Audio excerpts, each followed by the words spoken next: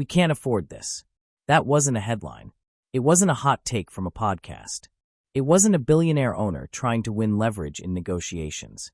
It was a player inside the league, a player staring at her bank account, a player watching the collective bargaining talks collapse in real time and realizing something terrifying. The revolution might be turning into self-destruction. Because while social media is flooded with bold statements about knowing your worth and standing on business, something much quieter is happening behind the scenes. Group chats are lighting up. Agents are getting frantic calls. Teammates who publicly smile at press conferences are privately asking a different question. What happens if there's no season? For months, this has felt like a slow-motion collision. Owners on one side, union leadership on the other, both digging in, both claiming they're fighting for the future of the league. But this week, the car didn't just hit the wall. It exploded. Multiple reports now suggest the talks have completely broken down. Not stalled, not paused, not making progress. Broken. And in the smoke rising from that wreckage, two completely different storylines are emerging. The first is panic. Real panic. Not from the millionaires with endorsement portfolios and media contracts. Not from the faces of the movement. From the middle of the roster. From the players who need those game checks to hit their accounts. The second storyline? It's even more shocking. Caitlyn Clark, the biggest financial force the league has ever seen, appears to be quietly distancing herself from the chaos. Not quitting, not making dramatic statements, but stepping back, strategically. And that changes everything. Because this isn't just about salary splits anymore. This is about leverage. This is about power. This is about whether the fastest growth moment in WNBA history is about to implode from the inside. And if that happens, there may not be a second wave waiting. For months, league insiders described negotiations as intense but productive. That's the phrase you use when you want the public to stay calm. Behind closed doors, it was anything but calm. Owners had reportedly come to the table with what they framed as a historic offer. A dramatic increase in the salary cap. Average player salaries projected to jump significantly. Multi-year housing guarantees. Revenue-sharing adjustments. Long-term structural improvements. On paper, it looked like a breakthrough moment. The kind of deal that could transform the league's financial reality almost overnight. Remember where the WNBA was just a few years ago. Attendance inconsistent. TV ratings modest. Players flying commercial. Revenue growth steady but slow. Then came the explosion of national attention. Record-breaking college viewership. Caitlyn Clark entering the league with historic hype. Arena sellouts. Merchandise flying off shelves. Television networks scrambling to lock in rights. The league wasn't just growing. It was accelerating. And that acceleration gave both sides something dangerous. Confidence. Owners believed the numbers justified discipline. They argued the league was still building, still fragile, still dependent on smart financial management to sustain growth long-term. Union leadership believed the moment demanded boldness. They saw leverage. They saw revenue projections. They saw billion-dollar media deals. They saw opportunity. And somewhere in the middle of that confidence, compromise started to disappear. Sources began describing negotiations as philosophically divided. That's corporate language for something much simpler. Neither side wanted to blink. The core dispute reportedly centered around revenue-sharing structures. The union pushed for a significantly larger percentage of overall league revenue. Not just profits after expenses, but top-line revenue before operational costs were deducted. That distinction sounds technical. It isn't. It changes everything. From the union's perspective, this was about fairness.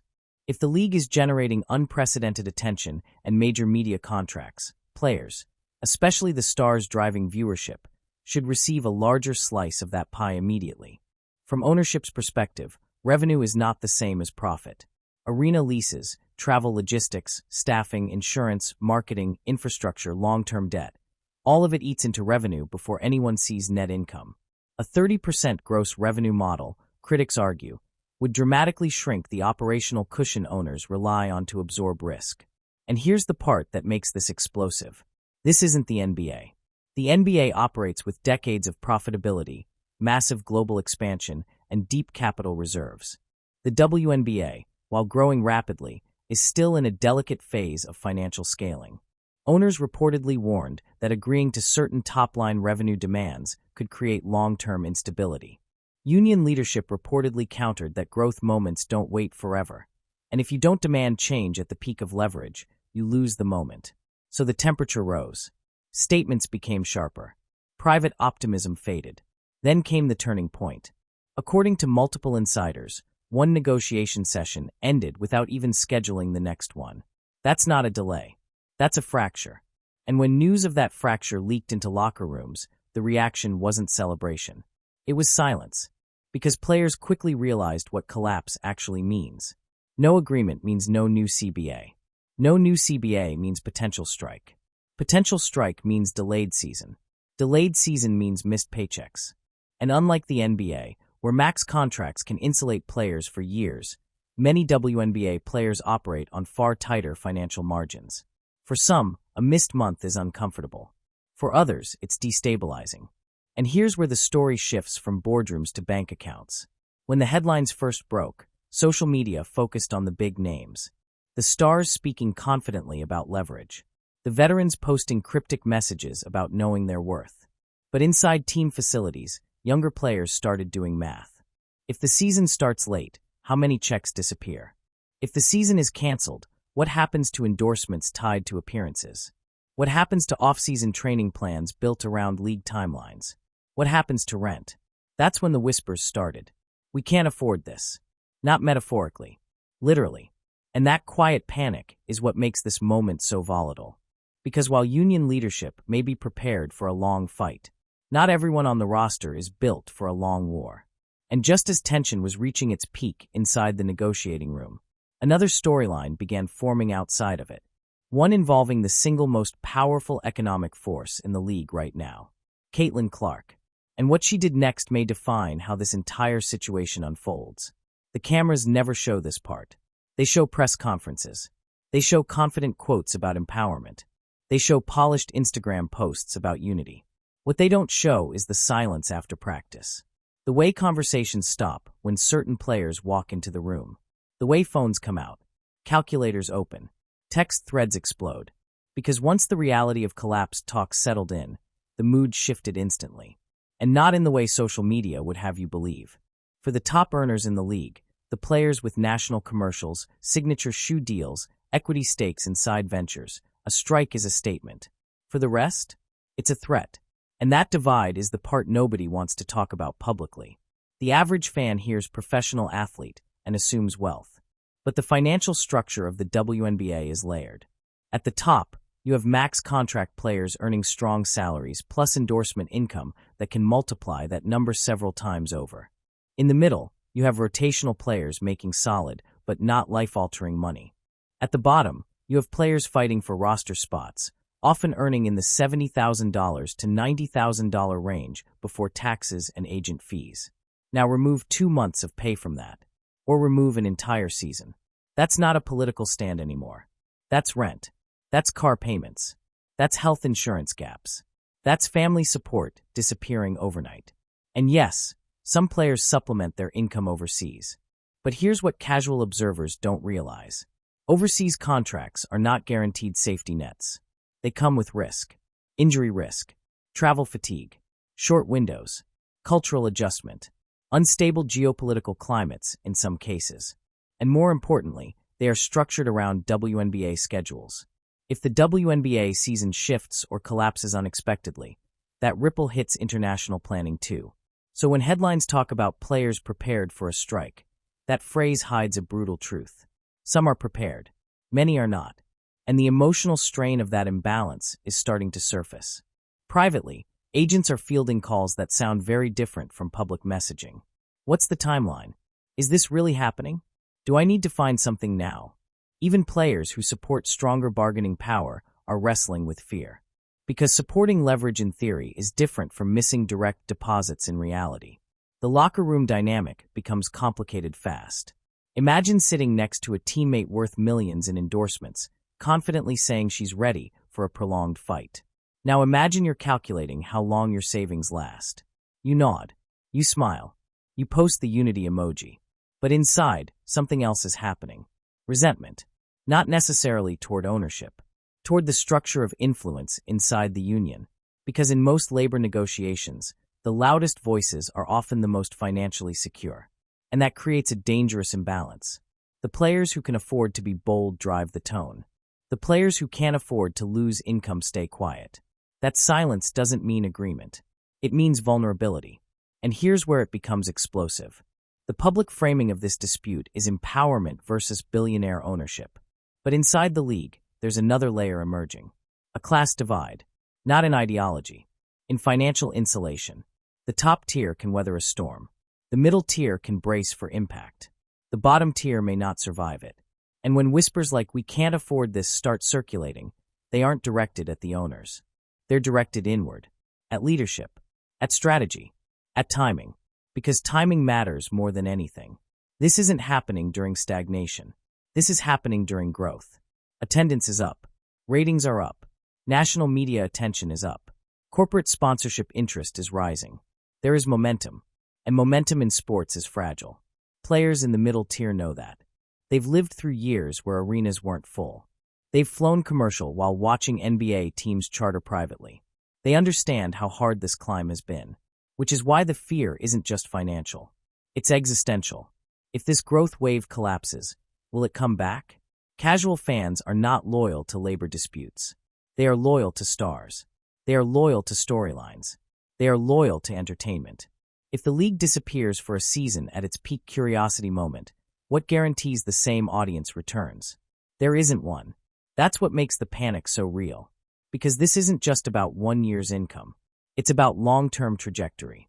Players are asking themselves quietly, are we risking the momentum that just started working in our favor? And if so, who benefits? That question is beginning to circulate more frequently. Not loudly, not on podcasts, not in interviews, but in small, tense conversations. And the tension builds every time another confident public statement drops from union leadership. Because confidence sounds different depending on your bank balance. And that's the uncomfortable truth. Unity is easy when everyone feels safe. Unity fractures when risk exposure isn't equal. Now add one more variable to this equation. Caitlyn Clark. She doesn't fit neatly into the traditional hierarchy.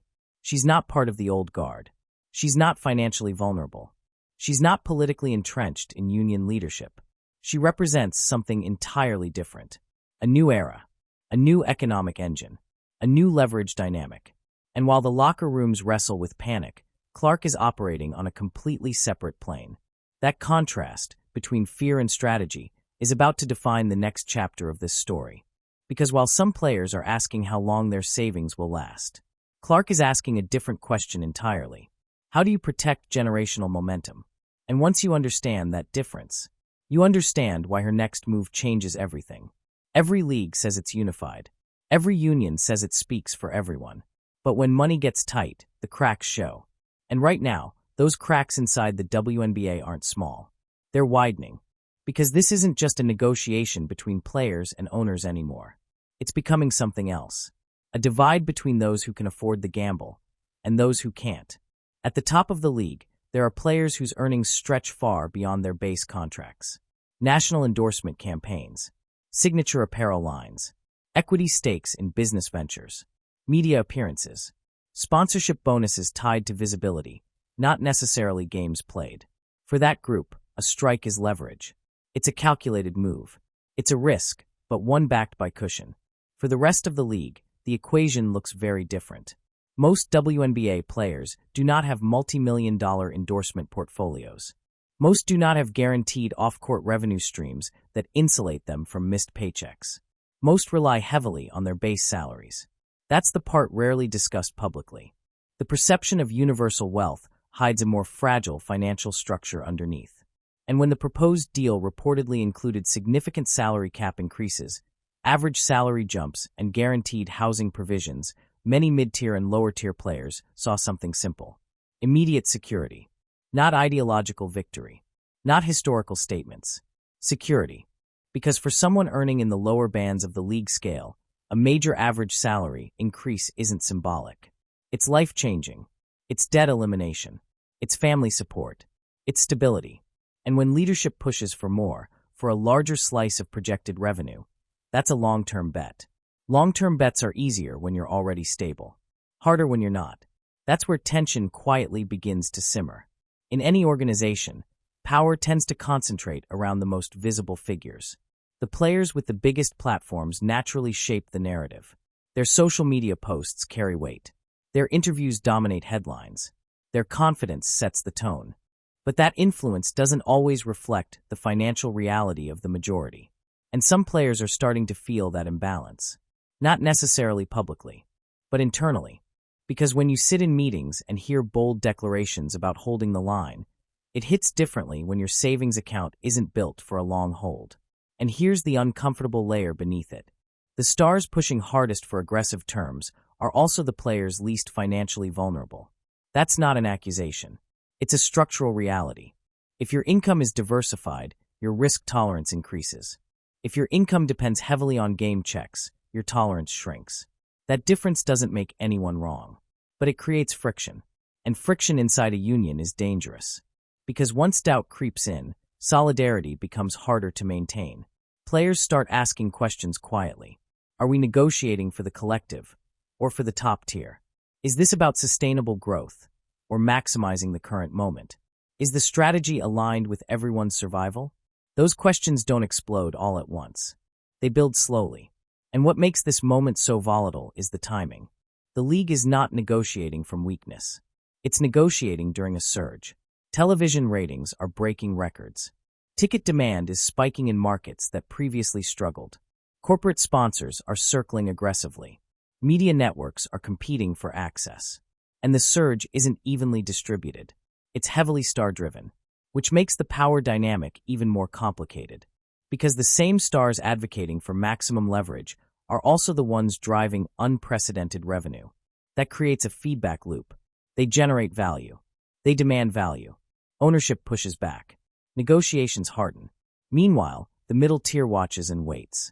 And some of them are beginning to worry that the gamble might overshoot the landing. Because here's the brutal truth about sports momentum. It doesn't pause neatly. It shifts. If a season is delayed or canceled at peak curiosity, the broader audience may not patiently wait. Casual fans move on quickly. Sponsors reallocate budgets quickly.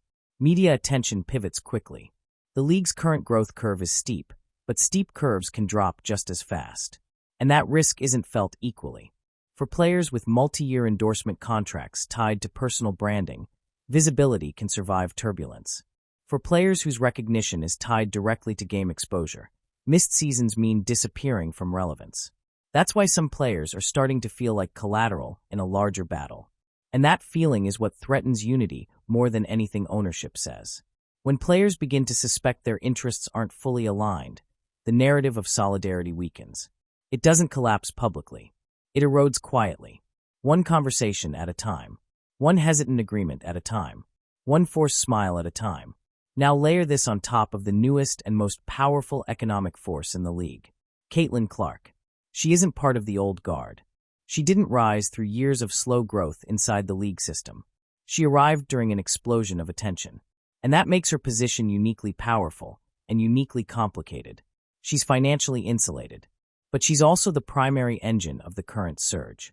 Without her presence, many analysts believe the urgency around revenue growth wouldn't look the same. That means her incentives don't mirror anyone else's perfectly. She's not financially vulnerable like the lower tier. But she also doesn't need to prove leverage the way veteran leadership might. She represents a new business era. And the way she responds to this crisis could tilt the entire dynamic. Because if the stars are pushing aggressively, and the middle tier is quietly anxious, what happens if the biggest star of all chooses a different path? That's the moment this situation pivots from negotiation to power realignment. And that pivot is coming fast. Here's the part that makes league executives nervous. Caitlyn Clark doesn't need chaos. She doesn't need dramatic union battles to increase her value. She doesn't need a prolonged standoff to prove leverage. She already is the leverage. That's what separates her from almost everyone else in this situation. While the locker rooms are tense and union leadership is locked in philosophical combat with ownership, Clark is operating in an entirely different arena. Not emotionally, strategically. And if you watch closely, the signs are subtle, but undeniable.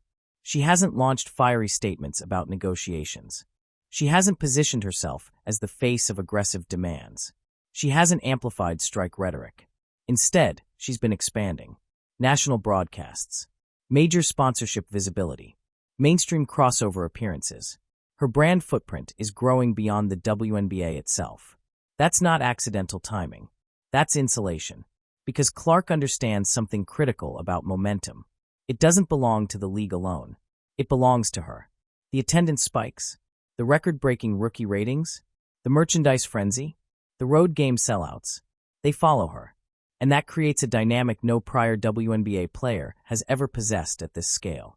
For decades, the league's bargaining power came from collective identity, team loyalty, gradual growth, shared visibility. Clark changed the equation. She introduced star-driven economics at a magnitude the league had never experienced. When she plays, numbers surge. When she travels, arenas fill. When she appears on television, ratings climb. That concentration of attention creates a new kind of leverage, one that doesn't rely entirely on union structure. And that's why her quiet distancing matters. Because she doesn't need to publicly oppose union leadership to shift the balance. All she has to do is stay neutral. In high-stakes negotiations, neutrality from the biggest asset in the system is powerful. If she fully aligned with aggressive strike positioning, it would signal unified star power. If she openly opposed it, it would fracture solidarity instantly. Instead, she appears to be doing something more sophisticated, protecting optionality. Optionality is power. If negotiations succeed, she thrives. If negotiations collapse, her brand continues expanding independently. If the league stumbles, she has already built pathways outside it. That's not betrayal. That's business awareness. And here's where it becomes uncomfortable for union leadership. Clark's rise is directly tied to the revenue explosion driving these negotiations. Without her, the urgency around billion-dollar projections wouldn't feel the same. Ownership knows that. Sponsors know that. Media networks know that. Clark knows that. So when reports suggest she is emotionally or strategically distancing herself from hardline tactics, it sends a signal. Not to fans. To executives. It says, I am not tied to this gamble. And that changes negotiation psychology. Because if the most economically powerful player in the league is not fully aligned with maximalist demands, ownership gains breathing room. They know public backlash won't automatically target them if the season stalls. They know the star most fans follow isn't leading the strike narrative. That softens pressure. And it isolates union leadership more than any press conference could. Now add another layer. Clark's brand trajectory isn't confined to basketball alone. She's becoming a mainstream sports figure. Her crossover appeal extends beyond league boundaries. That gives her long-term leverage far beyond annual salary negotiations. For some veteran leaders, this negotiation represents a culmination moment, a chance to redefine structure after years inside the system. For Clark, this is year one of a potentially decade-long empire build. Those timelines don't match. When your career arc is just beginning and accelerating, your incentive structure shifts toward stability. You protect the wave. You don't gamble it recklessly. And make no mistake, a prolonged strike during peak momentum is a gamble. Even if union leadership believes it's justified, the risk is real. Momentum once broken is rarely restored at the same intensity. Clark understands media cycles. She understands fan attention spans. She understands that casual fans, the ones who just started tuning in, are not emotionally invested in labor disputes. They are invested in her. And if she continues building visibility through alternative platforms while negotiations drag on, she becomes even less dependent on the league's internal politics. That's the part that quietly shifts power. Because historically, leagues hold the leverage. Players depend on the system for exposure. But when one player generates exposure independently of the system, the balance tilts. Clark doesn't need to attack union leadership. She doesn't need to publicly disagree. She simply needs to keep building. And every endorsement, every broadcast appearance, every viral highlight strengthens her independence, which makes her silence louder than any statement. Inside the league, that silence is being interpreted in multiple ways. Some see it as smart neutrality. Others see it as strategic separation. A few may even see it as quiet dissent. But regardless of interpretation, the impact is the same. It prevents full consolidation of star power behind the most aggressive negotiation stance. and that forces leadership to navigate without their biggest economic weapon fully committed. Now imagine you're an owner in this scenario. You're calculating risk. You know Clark drives ratings. You know media contracts were negotiated with growth projections influenced heavily by her arrival.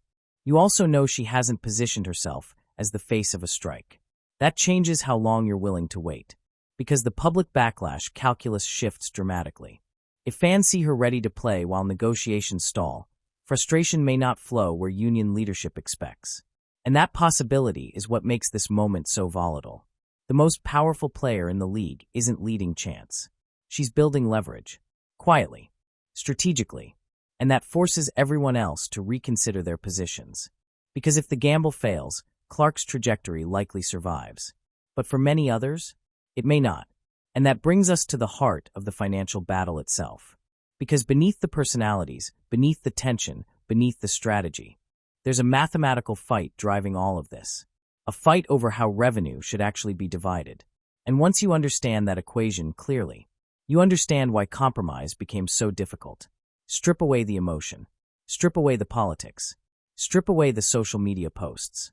At the center of this entire crisis is one word: revenue. Not feelings. Not empowerment slogans. Not legacy. Revenue. And more specifically, how it gets divided. On the surface, it sounds simple. The league makes money. The players get a percentage.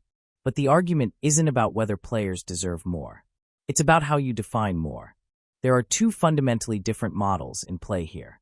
Model 1, gross revenue split. Model 2, net or adjusted revenue split.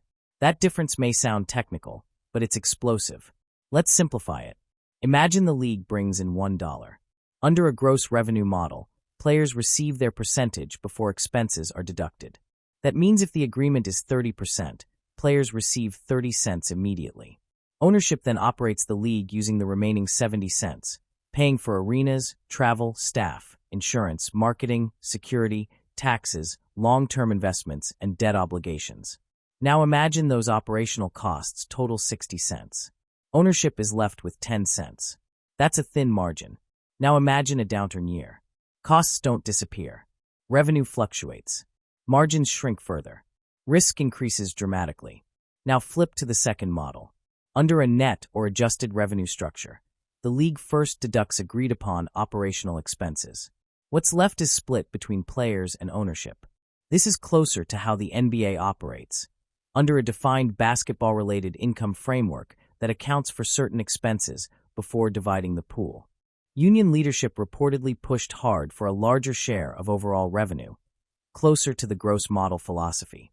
Their argument is straightforward. The league is growing. The players drive the product. Media contracts are expanding. Sponsorship dollars are rising. Why should ownership control the bulk of revenue before expenses? Why should players trust accounting definitions that determine what qualifies as deductible?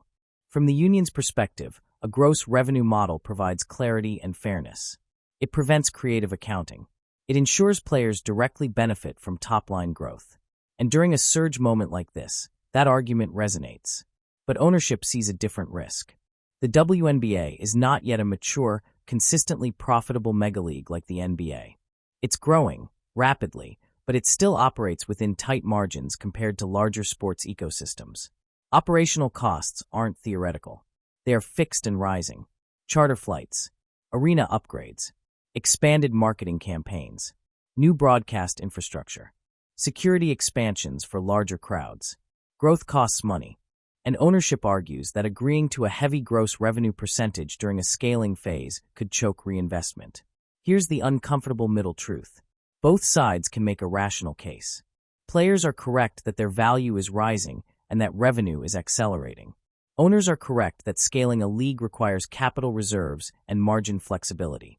The breakdown happens in trust. Trust that ownership will reinvest responsibly. Trust that players won't overextend demands beyond sustainability. When trust erodes, models harden. And once models harden, compromise becomes math instead of negotiation. Now layer in public optics. Fans hear players want a bigger share and instinctively support it. That feels fair.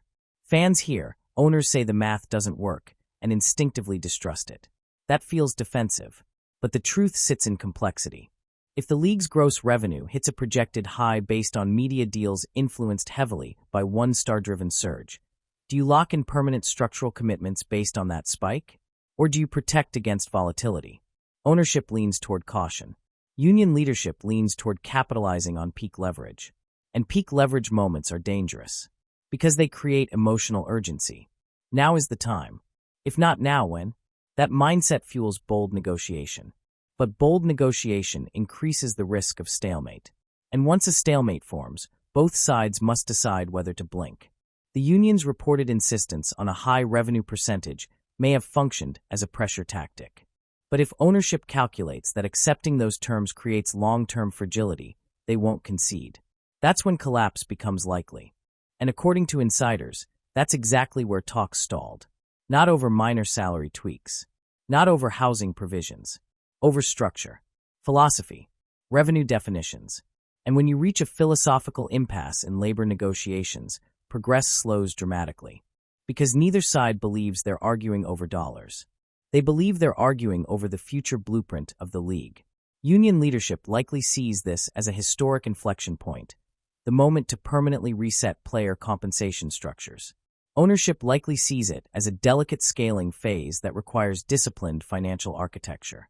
And here's the brutal reality. If neither side adjusts, the result isn't partial progress. It's no progress, which leads to the unthinkable scenario. Strike, delay, cancellation. That's why the locker room panic from earlier matters so much. Because the philosophical battle over revenue percentages doesn't affect everyone equally in the short term. Leadership can frame it as long-term justice.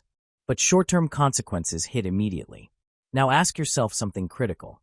If negotiations collapse over revenue structure during the league's biggest growth wave, who benefits from disruption? Because disruption doesn't just create loss. Sometimes it creates opportunity. And there's another entity waiting in the wings that complicates this entire picture. A new league, a new platform, a new competitive structure, founded by some of the same leadership figures shaping this negotiation. And once you understand that layer, this stops looking like a simple labor dispute. It starts looking like a high-stakes chess match with multiple boards in play. There's one variable in this entire situation that makes everything more complicated. It's not the owners. It's not the revenue split. It's not even Caitlyn Clark. It's timing. Because while the WNBA's collective bargaining talks are collapsing, another league is preparing to launch. A new women's professional basketball league. Smaller format. Compressed schedule. Heavy star power attached. Major investor backing. And here's the part that makes people uncomfortable. Some of the same high-profile players deeply involved in union leadership are also founders of this new league. Now pause. That doesn't automatically mean wrongdoing. Athletes build businesses all the time. Diversification is smart. Innovation is good. But when negotiations between the WNBA and its players reach a breaking point at the same time a rival league prepares for launch, people start asking questions. Not publicly, not loudly, but privately, because the incentives begin to overlap in complicated ways. Let's walk through the scenario slowly. If WNBA negotiations succeed quickly, momentum continues. The 2026 season launches clean. Media growth expands. Energy remains focused. But if negotiations collapse and a strike delays the season, a vacuum opens. A vacuum in the sports calendar. A vacuum in media coverage. A vacuum in fan attention. And vacuums attract opportunity. If a rival league launches during that vacuum, it gains immediate oxygen. More headlines. More viewer curiosity. More narrative focus. Again, this isn't accusation.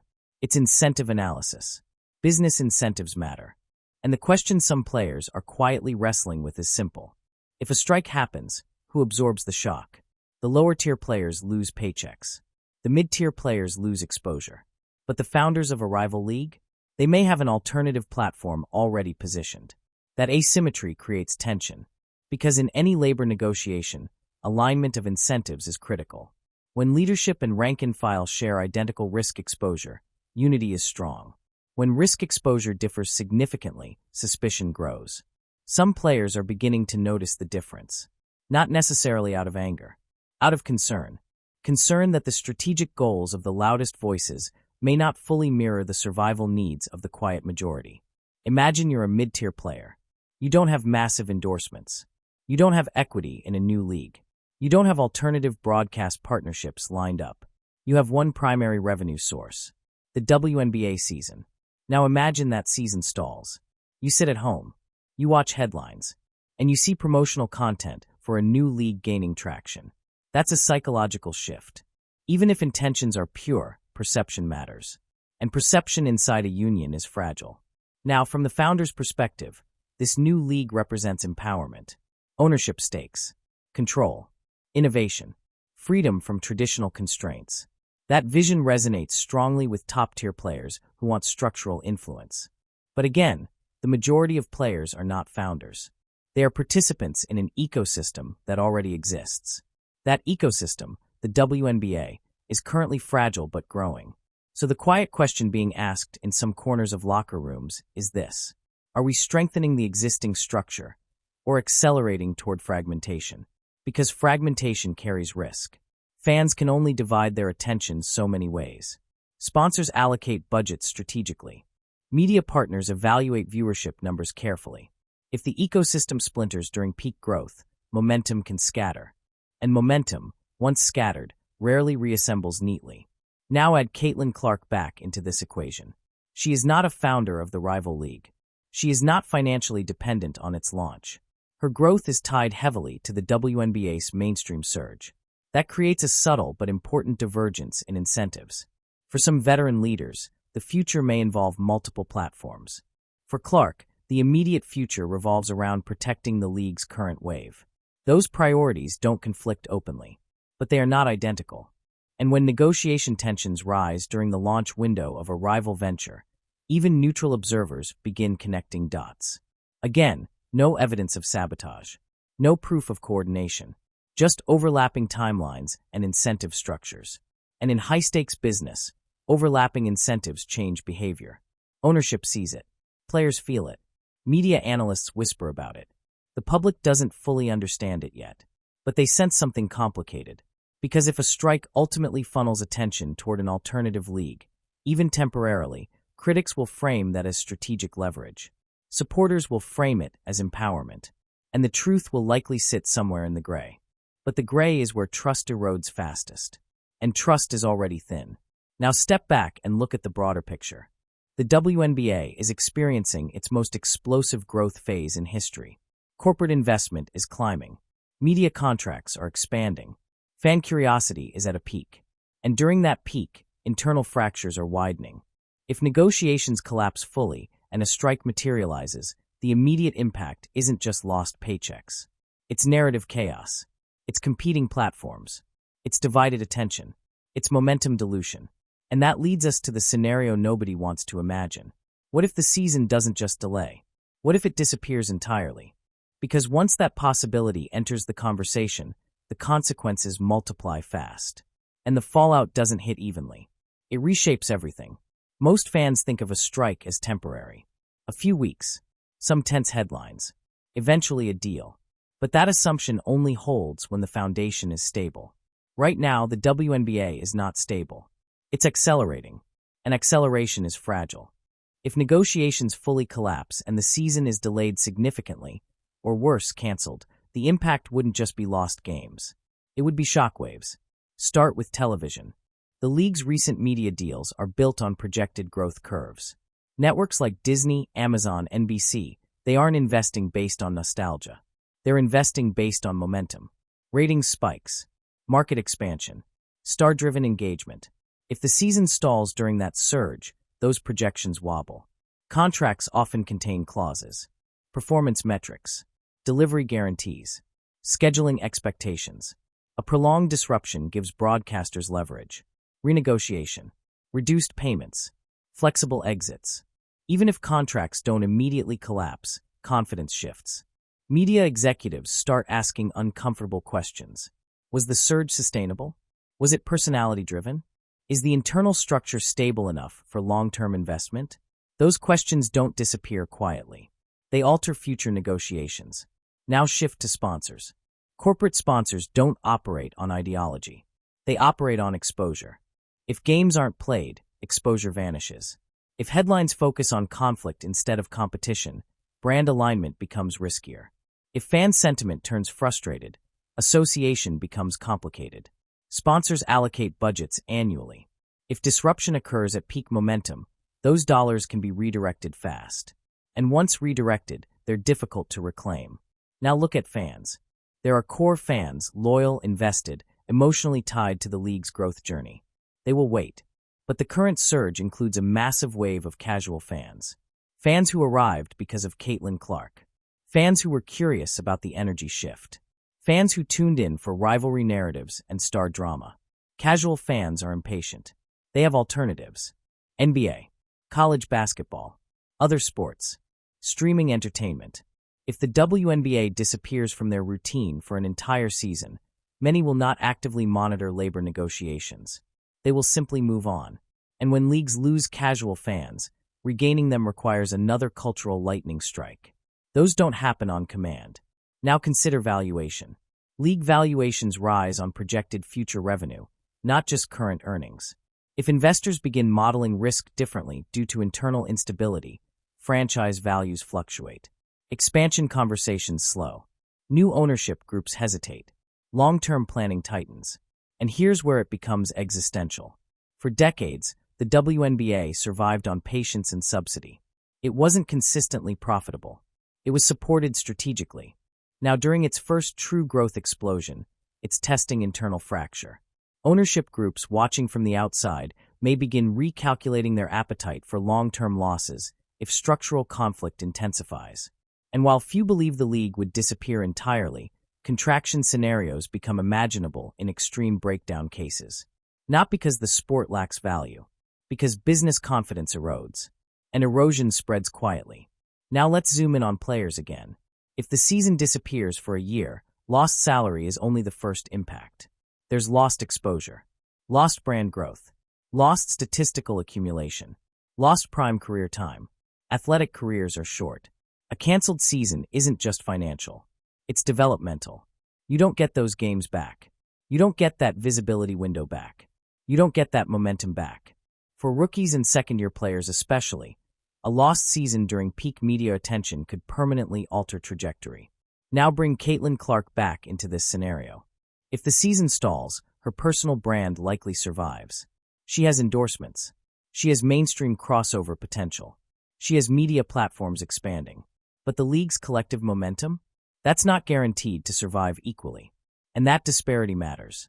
Because if Clark's star continues rising independently while the league stalls, the economic imbalance widens. Future negotiations become even more complicated. Star-driven leverage increases. Mid-tier insecurity deepens. Now consider the most controversial possibility. Replacement players. Historically, in labor disputes across sports, ownership has occasionally explored temporary replacement structures. Would that happen here? Unlikely in full traditional form. But if certain stars are willing to play and others strike, public pressure shifts fast. Fans follow stars. If Clark plays in any capacity, whether within official league structure or alternative formats, ratings likely follow. That reality is uncomfortable because it reveals the true power center. The audience is attached to individuals more than institutions, and institutions depend on audience attachment. That's the fragile core of this moment. The WNBA has finally captured mainstream attention at scale, but that attention is concentrated. If internal conflict fractures the ecosystem at this exact moment, the damage compounds quickly. This is why some insiders are calling this the most dangerous crossroads in league history. Not because disagreement is unusual, but because disagreement during exponential growth carries amplified consequences. If this were happening during stagnation, risk would be contained.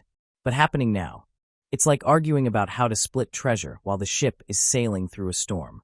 One wrong move, and the treasure sinks with it. And here's the final layer of the nuclear scenario. Public perception.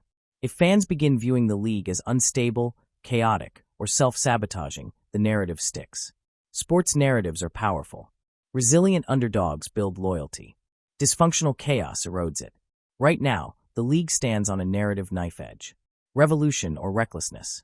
Empowerment or overreach. Strategic growth or self-inflicted damage. The next decision determines which story wins. And that decision won't just impact this season. It will shape the next decade.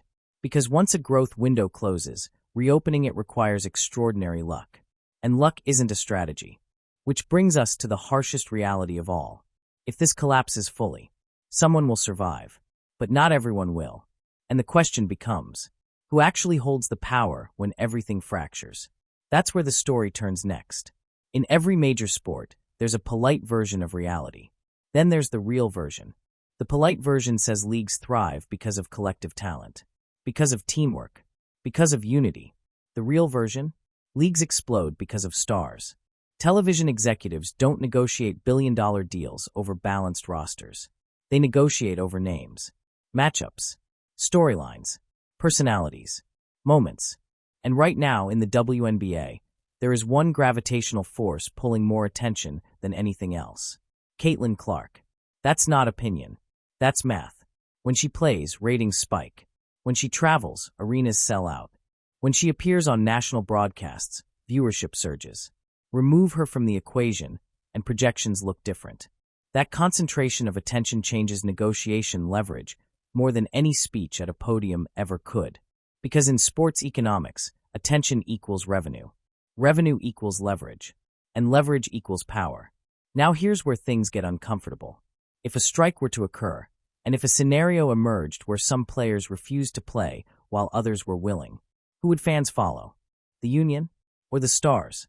History across sports suggests the answer. Fans follow stars. They follow whoever is on the floor delivering the product. Labor disputes rarely generate mass fan sympathy long-term. Fans may initially support player empowerment, but prolonged absence erodes patience quickly. And when patience erodes, whoever returns first often regains the narrative. Now imagine the most extreme version of this. The league stalls. Negotiations freeze. But Caitlyn Clark continues playing, whether in exhibitions, alternative formats, or some modified structure. What happens to the ratings? They likely remain strong. What happens to fan engagement? It likely continues. That possibility, even if remote, shifts everything, because it reveals the central truth. The audience is not attached to negotiation principles.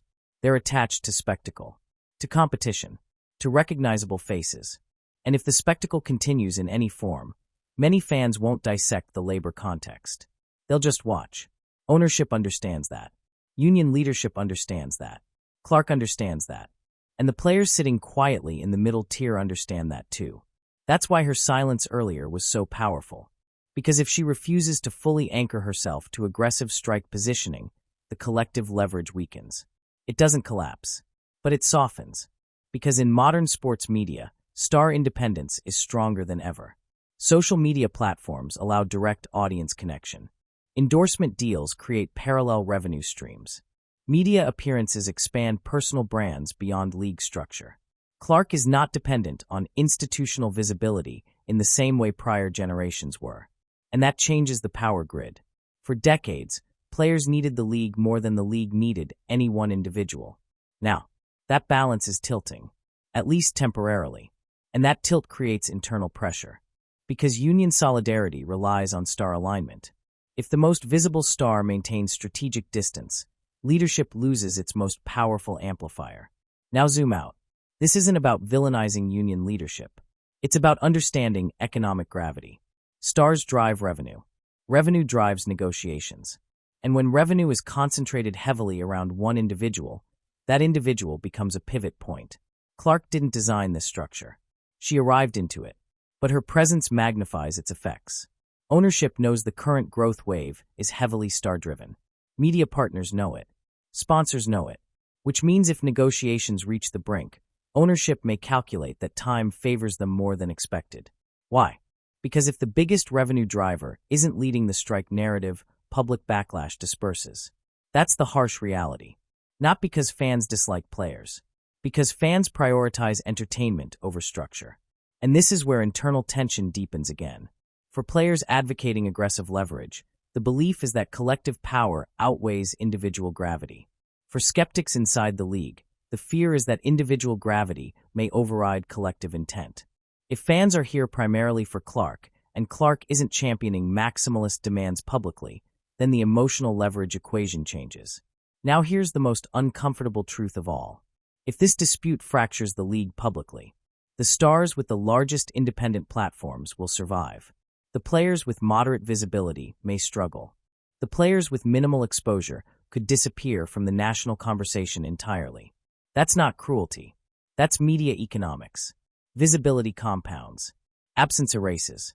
And this moment sits right at the intersection of both. Now consider ownership's long game. If negotiations stall but star-driven attention remains intact, owners may feel less urgency to concede structural demands that permanently alter revenue allocation. They may choose patience. They may choose to let internal union pressure build. Because if mid-tier players begin feeling the strain first, leadership cohesion weakens. That's how high-stakes negotiations often unfold. Not with dramatic explosions, with slow erosion. And that erosion may already be beginning. Because when whispers of "we can't afford this" circulate alongside the knowledge that the biggest star appears strategically insulated, psychological fractures widen. This isn't just a labor dispute. It's a test of unity under asymmetric risk. And asymmetric risk is one of the hardest conditions to sustain solidarity within. Now we approach the final stage, the crossroads, because the league cannot remain suspended in this tension indefinitely. Either negotiations pivot toward compromise, or escalation becomes unavoidable. And once escalation begins, reversing it gets exponentially harder. The next move defines everything. Every league eventually reaches a moment that defines its future. Not a championship, not a viral highlight, a decision. The WNBA is standing in that moment right now. On one side of the crossroads is acceleration, historic salary growth, expanded media presence, charter travel normalization, corporate investment compounding, international relevance rising, franchise valuations climbing. The wave continues upward. On the other side, stalemate, strike, delay, momentum fracture, fan impatience, sponsor hesitation, internal division. Both paths begin from the same place, this negotiation, but they end in radically different futures. That's why the tension feels so thick. Because this isn't just about percentages on paper anymore. It's about timing. The league is not negotiating during stagnation. It's negotiating during its fastest growth surge in history. And growth surges don't last forever. They peak, they stabilize, or they collapse. Union leadership sees this moment as leverage. They believe the growth proves player value has been underestimated for years. They believe structural correction must happen now. Ownership sees this moment as fragile scaling. They believe overcommitting during a surge could destabilize long-term sustainability. Between those two philosophies lies the razor's edge. And the longer the standoff continues, the sharper that edge becomes. Now layer in the internal tension. The silent panic from mid-tier players. The quiet math happening in locker rooms. The class divide that nobody wants to admit exists. Unity looks strong in press statements. But unity under financial strain weakens fast. Because when rent is due, ideology shifts. And if even a small percentage of players begin questioning leadership strategy privately, the negotiating position weakens publicly. That's how leverage dissolves. Not in dramatic rebellion. In slow doubt. Now bring Caitlyn Clark back into the frame.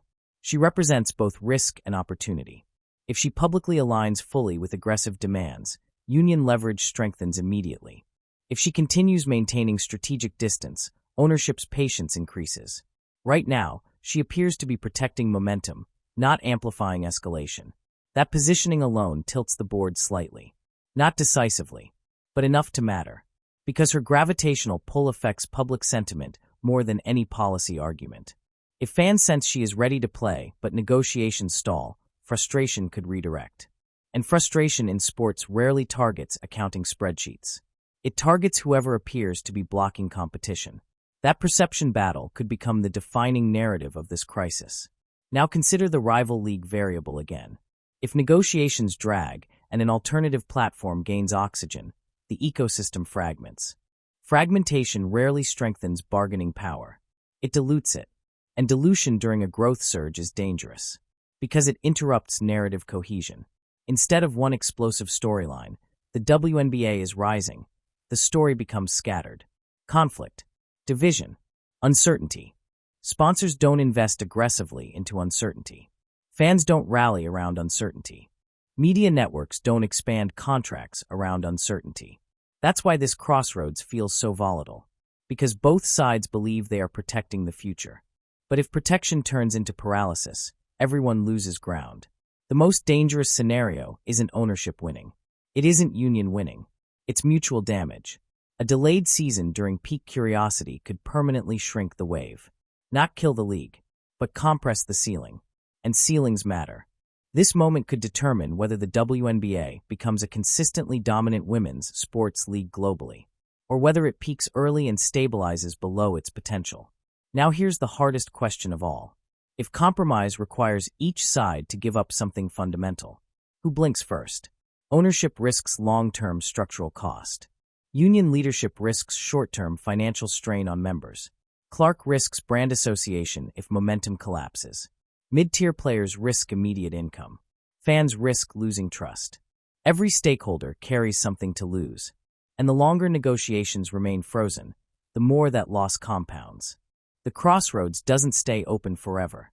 At some point, a path is chosen, either intentionally or by default. If talks resume quickly and concessions emerge, this moment becomes a footnote in a larger success story. If escalation continues, it becomes a turning point. And turning points in sports business echo for years. Because growth windows don't reopen easily. Momentum is not patient. It's opportunistic. The WNBA captured lightning once. Whether it can hold it depends on what happens next. And that brings us to the final question. If the panic is real, if the divide is real, if Clark's positioning is strategic, if the math is immovable, then who actually survives if this goes all the way? That answer may define the next decade of women's basketball. It started with a whisper. We can't afford this. Not from ownership. Not from executives. From inside the league. That whisper has now turned into a question echoing across every corner of women's basketball. How far do you push before something breaks? Because that's where we are. A league experiencing its fastest rise ever. Record ratings. Sellout arenas. National attention. Corporate investment finally pouring in. And right at the peak of that surge, fracture. Philosophical standoff. Revenue war. Internal tension. Strategic distancing. Competing incentives. This isn't a simple labor disagreement. It's a power realignment moment. Union leadership believes this is the time to reset the structure permanently. Ownership believes this is the time to protect the system while it scales. Mid-tier players are calculating survival. Fans are watching nervously. And Caitlyn Clark, the gravitational center of this entire surge, appears to be moving carefully, deliberately, protecting her momentum while chaos builds around her. That positioning may end up defining everything. Because if negotiations collapse fully and a strike hits during peak growth, the consequences won't be evenly distributed. The most insulated will survive. The most exposed will struggle. The biggest brands will expand. The quietest names may disappear from national conversation. That's the harsh truth of sports economics. Attention compounds around stars. And right now, attention has never been more concentrated. If compromise happens soon, this becomes a dramatic chapter in a larger success story. The league continues rising. Salaries increase. Momentum compounds. History remembers this as a turning point toward prosperity. But if pride overrides pragmatism, if risk tolerance outpaces financial reality, if unity fractures under unequal strain, this moment could become something else entirely. A peak, a missed opportunity, a surge that burned too bright too fast. And here's the reality nobody wants to say out loud. Growth windows don't wait. They close. If the 2026 season stalls, casual fans may not patiently return. Sponsors may rethink projections. Media networks may renegotiate expectations. And the next growth cycle could take years to rebuild. That's why this crossroads matters so much. Because this isn't about winning a negotiation headline. It's about protecting momentum. It's about understanding that leverage is strongest when unified and fragile when divided. The panic is real. The math is real. The tension is real. But so is the opportunity. Right now, the WNBA stands on the edge of becoming something unprecedented, or something unstable. The next decision determines which path it takes. And if there's one thing we know for certain, the fans will remember what happens next. They will remember who fought, who compromised, who protected the game, and who gambled with its momentum. So the only question left is simple. When the dust settles, who survives the crash? And more importantly, will the league still be rising or rebuilding? If you want the real story as this unfolds, not the filtered press conference version, not the surface-level headlines, but the strategy, the power shifts, and the moves happening behind the scenes, make sure you're subscribed, because this isn't over. Not even close. The next chapter could change women's basketball forever.